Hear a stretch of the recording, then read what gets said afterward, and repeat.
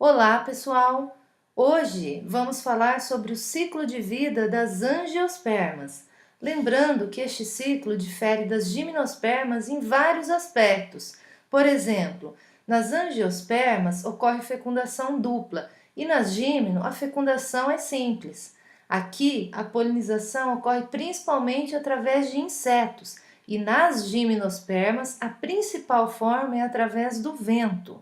Os gametófitos das angiospermas também são muito reduzidos em tamanho.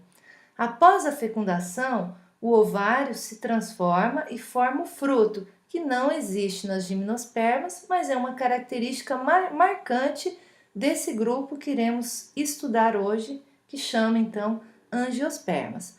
Agora, antes de entrarmos no ciclo propriamente dito, vamos relembrar as estruturas reprodutivas das flores. Olhando aqui esta imagem, conseguimos perceber a presença então do androceu, representado aqui pelo conjunto de anteras.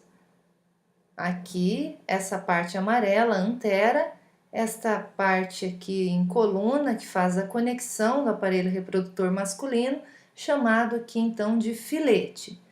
A estrutura reprodutora feminina é chamada de gineceu e também dividida em partes.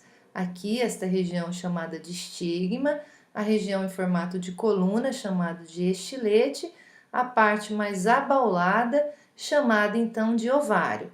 Internamente ao ovário vamos encontrar óvulos. O óvulo pode ser somente um ou vários, conforme aqui esta imagem.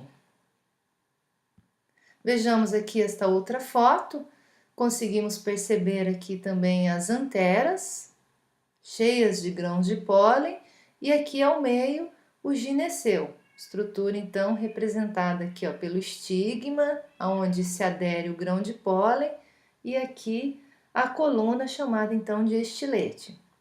Aqui nesta outra imagem, vemos também o conjunto de anteras, androceu, e aqui o gineceu. Aqui mesma coisa, as anteras, e aqui ao centro o gineceu. Vamos entender agora como se dá a produção do grão de pólen nas angiospermas. Lembrando que esse processo é chamado de microsporogênese. Aqui nesta imagem conseguimos ver aqui uma antera, inicialmente aqui maior no desenho, e aqui fazendo um corte transversal, vemos aqui que dentro desta antera existem uma série de sacos polínicos, e dentro desses sacos polínicos se encontram as células chamadas microsporângios. Então, na hora que eu pego este corte e aumento a imagem, é isto que eu visualizo: 4 sacos polínicos e internamente as células-mãe, chamadas então de microsporócitos. Esses microsporócitos vão realizar a meiose e vão dar origem ao grão de pólen. O grão de pólen aqui, conforme a imagem, o que ele é? Ele é o corpúsculo que dará origem aos gametas masculinos.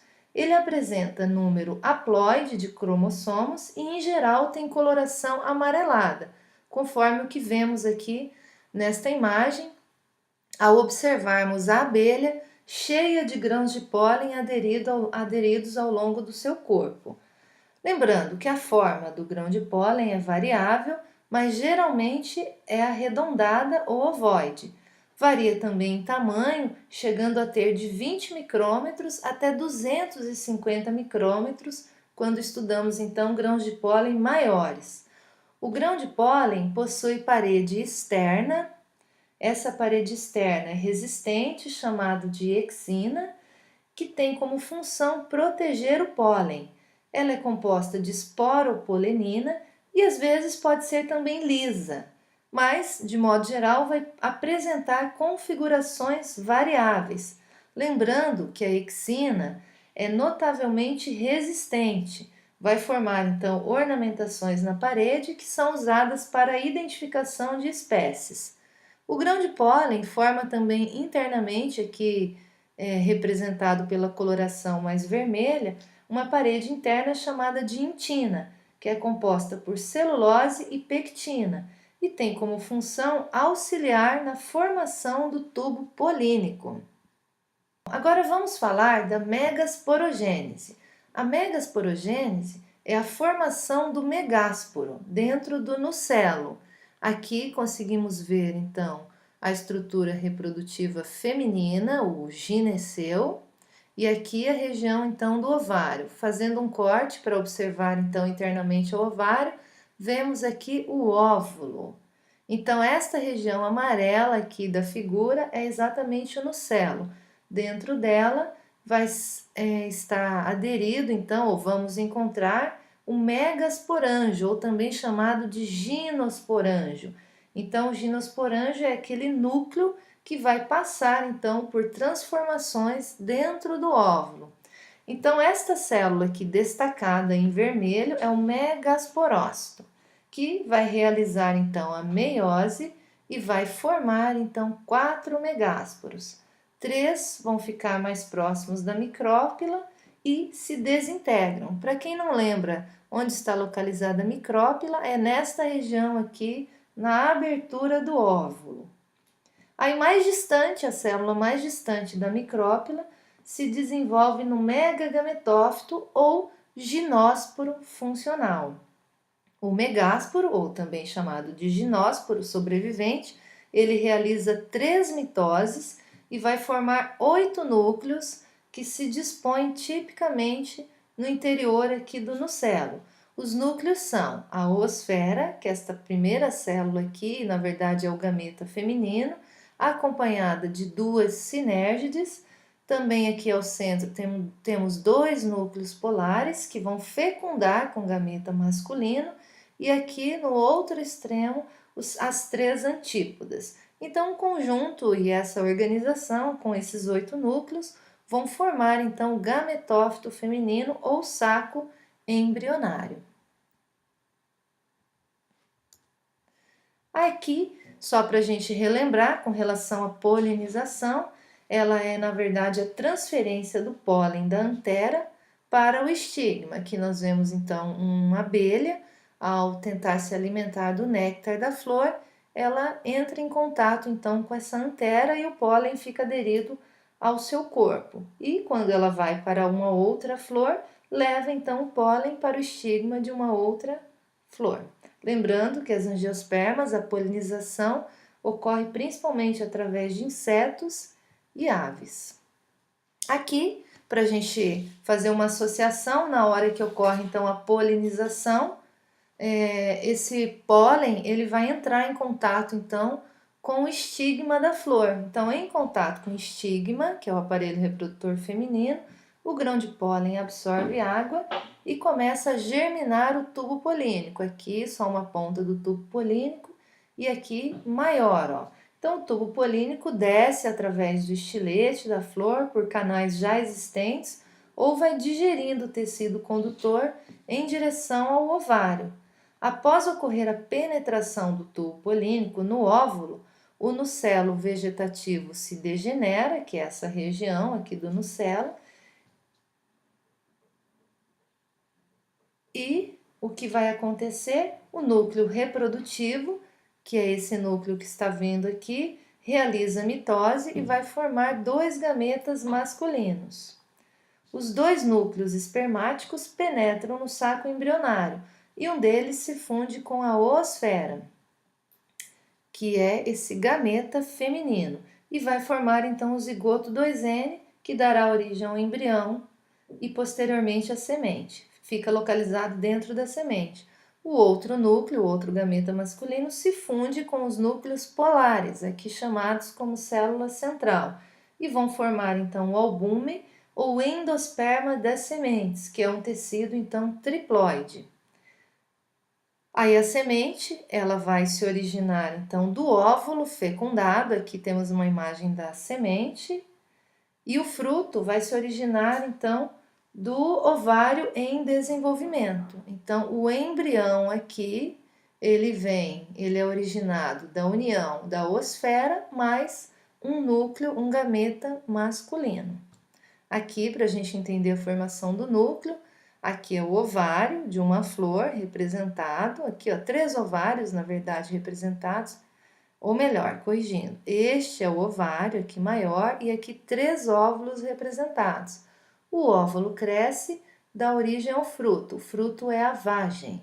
A semente, após a fecundação, ou o óvulo após a fecundação, vai dar origem à semente. Aqui tem várias sementes porque este ovário tem vários óvulos. Aqui, nesta imagem, só para a gente ter uma noção, então, do ciclo reprodutor da angiosperma, numa maneira, então, geral. Então, conseguimos visualizar aqui a flor. Esta flor aqui, vemos a antera em corte, os sacos embrionários, portando, então, os microsporócitos.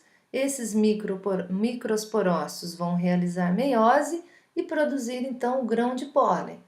O grão de pólen vai ser levado, transportado através de insetos até o gineceu. Quando ele encontra o gineceu, basicamente ele vai entrar em contato aqui com o estigma. Então, o que acontece? O grão de pólen vai formar o tubo polínico em direção aqui ao óvulo. E quando, após formar o tubo polínico, ocorre a geração dos 2 gametas masculinos, o primeiro deles vai se encontrar com a oosfera e vai dar origem, então, ao embrião. O segundo gameta, que está vindo aqui no tubo polínico, vai se encontrar aqui com os núcleos polares e dar origem, então, ao endosperma tresene. Ó, essa imagem aqui eu consigo observar melhor. O primeiro núcleo se encontra com a oosfera, também haploide. O segundo núcleo vai se encontrar aqui com os núcleos polares.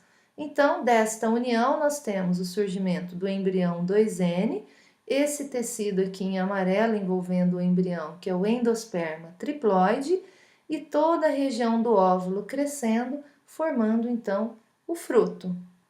Com o passar do tempo, esse fruto ele pode ser consumido, a semente ao cair no solo ou entrar em contato com o substrato e ganhar novamente umidade, germina e vai dar origem então à planta adulta, que novamente vai produzir flores e o ciclo continua. Aqui temos uma outra imagem, mesma coisa, temos aqui a planta já adulta produzindo flores, também com flores com estruturas masculinas e femininas na mesma flor, uma flor monóica. E aqui, no canto, no alto da imagem, vemos os sacos embrionários, que vão produzir os gametas masculinos ou grão de pólen após a meiose, e aqui bem pequeno abaixo, o óvulo, que também passa por meiose. Então, é o mesmo processo, a produção do grão de pólen, o grão de pólen vai formar aqui o tubo polínico, ó, conforme aqui nessa imagem, e aqui internamente o gineceu ele vai dar origem àquele conjunto de núcleos internamente ao óvulo. Então, com a fecundação, ocorre a formação do embrião 2N, o endosperma, que é um tecido que reveste o embrião triploide, e com o desenvolvimento do ovário, a formação então do fruto, que aqui também é uma vagem. Este fruto então seca, neste caso aqui, neste exemplo, a semente então lançada ao solo, vai captar a umidade do solo, germinar, aqui aparece uma planta jovem, essa planta vai ficando maior até chegar ao porte adulto e novamente então produzir flores e o ciclo continuar. Pessoal, então é isso. Espero que tenham entendido o ciclo de vida das angiospermas e a dupla fecundação. Peço que agora leiam um texto de apoio e resolvam as atividades de aprendizagens. Bom estudo a todos e até a nossa próxima aula.